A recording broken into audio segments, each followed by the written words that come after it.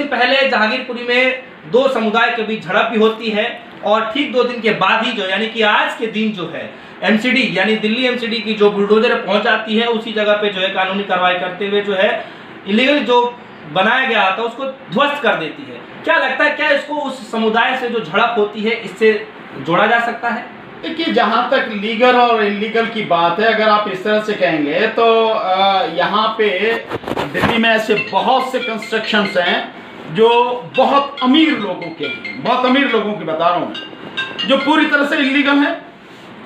अगर इलीगल को ही तोड़ना है, ये यूं कहें कि अतिक्रमण को ही तोड़ना है, तो आप न्यायपूर्ण कार्रवाई करो ना। एमसीडी है, एनडीएमसी है, ये जो संस्थाएं हैं, यह सरकार है, सो फिर पूरे तरीके से करो ना। लेकिन यहां न्याय से अन्याय से किसी का कुछ लेना देना नहीं। यहां यह है कि मैं जो कर रहा हूं वो ठीक है और जो मैंने किया है बस वही ठीक है और मुझे उसका पूरा अधिकार है। और जिस तरह से ये सारी चीजें एक तरफा हो रही हैं, ये बहुत ही देश में बड़ी गंभीर परिस्थिति जो है ना इस समय चल रही है। जो तोड़े गए हैं 2 दिन पहले जो झगड़ा हुआ, आखिर झगड़े की नींव क्या थी? जो 2 दिन पहले झगड़ा हुआ, मतलब आप एक प्रदर्शन कर रहे हैं, उस प्रदर्शन में आप हाथों में हथियार लेकर, मतलब आप कट्टे लेकर जा रहे हैं जो नाजायज है, आप तलवार लेकर घुमा रहे हैं जो कि नाजायज है।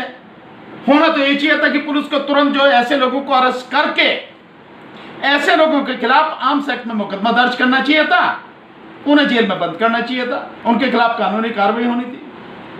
वो तो हुआ नहीं, बल्कि जिन और दूसरे लोगों के खिलाफ में एफआईआर हो गई, और एफआईआर भी शायद कई एफआईआर हुई हैं, ऐसा जैसे मुझे सुनने में आ रहा है, एफआईआर हुई है, उनके खिलाफ कार्रवाई, कितने लोगों को अरेस्ट किया गया है। लेकिन जो असली अपराधी हैं वो बिल्कुल बाहर हैं, होंगे भी, क्योंकि ये जो भी कुछ हुआ है हुआ तो उन्हीं के कहने से है ना। सबके पीछे बीजेपी है, केंद्र सरकार है, क्योंकि दिल्ली में तो एमसीडी जो वो भी बीजेपी के हाथ में है और दिल्ली में केंद्र सरकार है, तो लॉ एंड ऑर्डर सब कुछ जो है वो केंद्र सरकार के हाथ में, सब कुछ उनके हाथ में, जो चाहे कर दे। ये जो भी कुछ हो रहा है पूरी तरह से गलत हो रहा है, जिसके बाद ये सब सारी चीजें की जाए। और यहां बड़े दुर्भाग्य की बात यह है कि जब माननीय सर्वोच्च न्यायालय ने कह दिया उसके बावजूद भी हो रहा। तो इससे आप अंदाजा लगा सकते हैं कि सरकार किस तरह से लगातार कोर्ट के आदेश का अपमान कर रही है, अवहेलना कर रही है, और वो ये सोच भी है कि चित्त भी मेरी, पट्ट भी मेरी, अंटा मेरे बाप का, कर लो तुम्हें जो करना हो, सब कुछ मेरे हाथ में, मैं जो कर दूं वो ठीक है।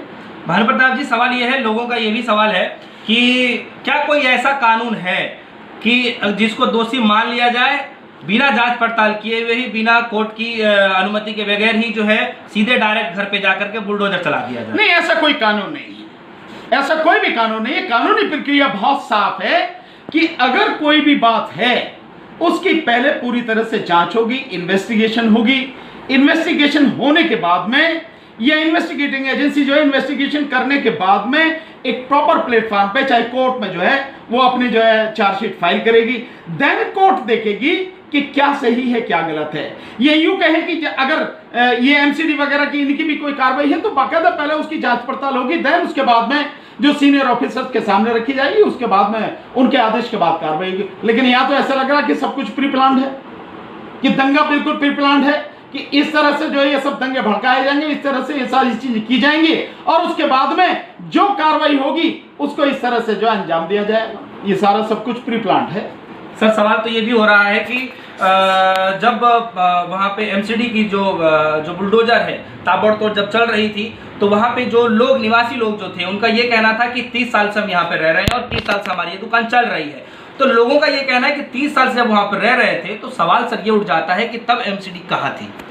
मैंने आपको बताया, एमसीडी या कोई भी संस्था, ये जो भी कुछ है, अगर वाकई में इलीगल कंस्ट्रक्शन इनको हटाना है तो मैं दावे के साथ कह रहा हूं आधी से ज्यादा दिल्ली बिल्कुल ढेर बन जाएगी, पत्थरों का, मिट्टी का ढेर बन जाएगी। आधे से ज्यादा दिल्ली को जो ढाना पड़ेगा, जिनकी बात कर रहे हो आप। सो ये सब कुछ जो है ना अपने हिसाब से करते हैं। अफसोस इस बात का है, यहां तो केवल पूरी तरह से जो हो रही है बीजेपी के कहने पर, केंद्र सरकार के कहने पर, सांप्रदायिक माहौल बनाने के लिए, इसमें हिंदू मुस्लिम का जो पुट लाया गया है और हिंदू मुस्लिम जो किया जा रहा है, ये सब उसके तहत हो रहा है सारा सब कुछ। अब जो सारी कार्रवाई हो रही है, अन्यथा जो कुछ होना चाहिए वो होना तो तरीके से चाहिए ना, कानून के तहत होना चाहिए ना। लेकिन यहां अजीब बात यह है कि सुप्रीम कोर्ट भी मना कर रहे, फिर भी आप उसके साथ वो सारे काम कर रहे हो, फिर भी आप कह रहे हो ये इलीगल कंस्ट्रक्शन अगर था 30 साल से ऐसे ही था, तो 30 साल में कितने अधिकारी थे, कौन कौन थे? पहले इसको डेमोलिश करने से पहले उन सारे अधिकारियों के खिलाफ एफआईआर रजिस्टर करनी थी, उनको अरेस्ट करना था, उनको जेल भेजना था, उनको सर्विस से टर्मिनेट करना था। किस बात के लिए अधिकारी थे वो? उन्हीं के देखरेख में तो सब कुछ हुआ होगा ना। और आज आप ये यकायक कह रहे हो कि ये सब इलीगल कंस्ट्रक्शन है, तो तब से कहां गए थे सारे अधिकारी? यानी रिश्वत लेकर वजह से बैठे थे।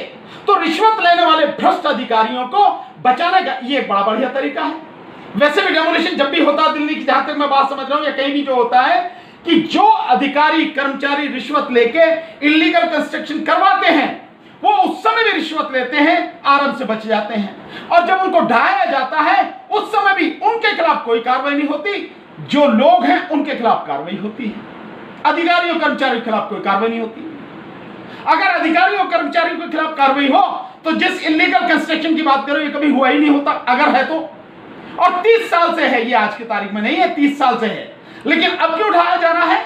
क्योंकि आप हिंदू मुस्लिम कर रहे हो। आप हिंदू मुस्लिम की राजनीति ही बीजेपी की राजनीति है, इसलिए सारा सब कुछ किया जा रहा है। एमसीडी के जो वरिष्ठ अधिकारी हैं उनका साफ तौर पे कहना है कि आमतौर पे हमारा जो काम है इस तरीके से चलता रहता है और कोई नई बात नहीं है, कोई नई पहलू नहीं है, और इसको जो है जो 2 दिन पहले झड़प हुई थी उसके साथ इसको ना जोड़ा जाए। ये उसी के साथ जुड़ा हुआ है, ये बहुत प्लान्ड वे में किया जा रहा है, ये बहुत ही सोची समझी और घिनौनी साजिश के तहत किया जा रहा है। क्यों ना देखे उसके तहत?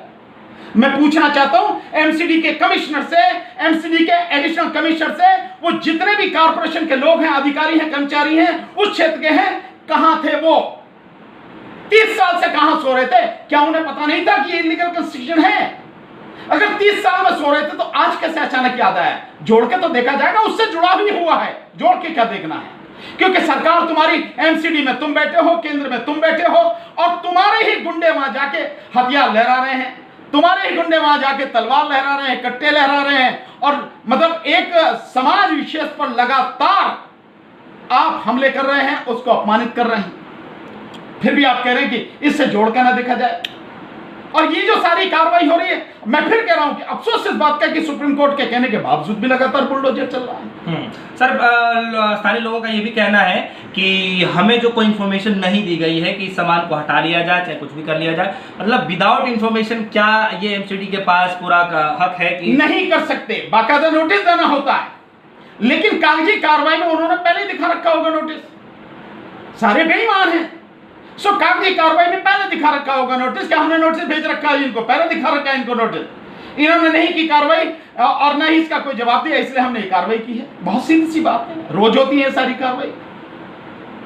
ये जिस तरह से सुप्रीम कोर्ट का अपमान किया गया है, मैं मानता हूं कि अगर पहले ही इन अधिकारियों के खिलाफ सुप्रीम कोर्ट ने कड़ा एक्शन लिया होता तो शायद आज ये नितिन की हिम्मत नहीं होती कि सुप्रीम कोर्ट का अपमान करें।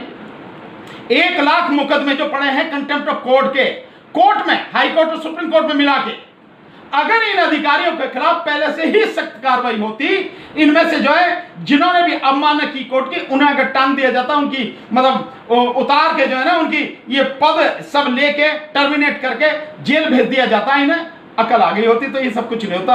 आज कोर्ट आदेश दे रहे, उसके बावजूद भी कोई नहीं मानना। नोटिस तो सब ये सब सारी कार्रवाई करके रखते हैं, हर कोई जानता, वकील जानते हैं, जजेस जानते हैं किस तरह से कार्रवाई होती है, अधिकारी जानते हैं। पहले के दिखा रखे होंगे कि नोटिस हमने तो दिया, इन्होंने कहा उसका जवाब नहीं दिया।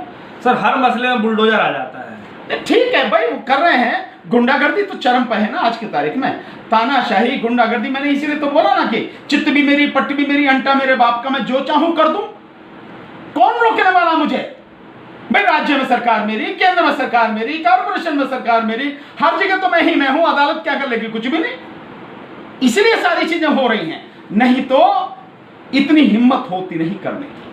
तो सर, आपको लगता है कि अब इसमें सुप्रीम कोर्ट मतलब किस तरीके से मतलब कुछ फैसला सुना सकता है? क्योंकि अधिकारियों द्वारा जो देखने को मिला है। सुप्रीम कोर्ट के मना करने के बावजूद भी लगातार बुलडोजर चलता रहा है, उसको लेकर के नहीं देखिए, मैं ये मानता हूं, मुझे नहीं पता, ये तो माननीय सुप्रीम कोर्ट का उनका अपना अधिकार है कि वो क्या फैसला सुनाएंगे, देखेंगे क्या चीज उनके सामने आई है, पेपर से ऑन पेपर क्या चीज है, वो उसके हिसाब से फैसला अपना देंगे।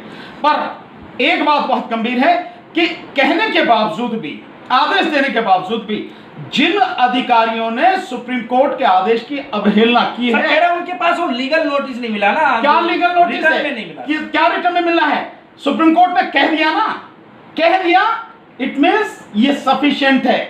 सुप्रीम कोर्ट का कहना ही सफिशिएंट है। अगर सुप्रीम कोर्ट जब कहा होगा, सुप्रीम कोर्ट ने स्वाभाविक वहां से फोन गया होगा, या कहीं वहां से जो है आपके जो ईमेल पे या किसी तरह से कोई लेटर गया होगा, कोई तो बात होगी, बिना उसके कैसे होगा? अगर वो नहीं है तब तो एक अलग बात है। लेकिन जब कहा गया कि सुप्रीम कोर्ट ने कहा है, और सुप्रीम कोर्ट ने आदेश ऐसा बताया जा रहा है कि भेजा है ईमेल वगैरह से, और फिर भी कोई ये कहे कि हमें आदेश नहीं मिला, मैं समझता हूं ऐसे अधिकारियों की जो है ना, इनकी फीत उतार कर रख दी जाए, इनको लेके कस्टडी में और सुप्रीम कोर्ट के जेल में जाओ और नौकरी इनकी खत्म हो, अपने आप अकल ठिकाने आ जाएगी। लेकिन मुझे लगता है कि ऐसी कार्रवाई शायद होगी नहीं। सर, आज के जो घटना देखने को मिला है जहांगीरपुरी में, उसको लेकर के आप कुछ दो शब्द कहना चाहेंगे? नहीं, मेरा देखिए बहुत सीधा है, मैं तो आपको बहुत सीधा कह रहा हूं। ये जितने भी लोग हैं, विशेषकर मुस्लिम समाज के लोग, दलित समाज के लोग, ओबीसी समाज के लोग, ये जितने भी दबे कुचले समाज के लोग हैं, ये यूं कहो SC ST OBC और माइनॉरिटी जो लोग हैं, इनके खिलाफ बाकायदा बीजेपी द्वारा अभियान चला जा रहा है। इनको खत्म करने की पूरी तरह से साजिश है। इनको हर तरह से, पैसे से भी, आर्थिक रूप से भी इनको तोड़ा जाए, इनको एजुकेशन से बिल्कुल दूर कर दिया जाए, रोजगार इनका ठप कर दिया जाए, किसी भी तरह की इन्हें सरकारी स्तर पर कोई किसी तरह का सहयोग ना मिले, सरकारी स्तर पर इनको कोई नौकरी ना मिले, ये सारी प्लानिंग चल रही है। तो इस समाज को, इस पूरे समाज को सोचना पड़ेगा कि तुम कब तक चुप बैठे रहोगे। क्यों नहीं बहुत तरीके से अपने आप को इकट्ठा करते और इन सारी चीजों का मुकाबला तरीके से क्यों नहीं करते आप, ये उनको सोचना पड़ेगा। नहीं तो आज जहांगीरपुरी है, उससे पहले खरगोन था, उससे पहले कहीं और था, उससे पहले कहीं और था, रोज ये घटनाएं हो रही हैं, रोज घटनाएं होती रहेंगी, इसी तरह से गाली दी जाती रहेंगी लगातार, और इसी तरह से बुलडोजर चलाए जाते रहेंगे।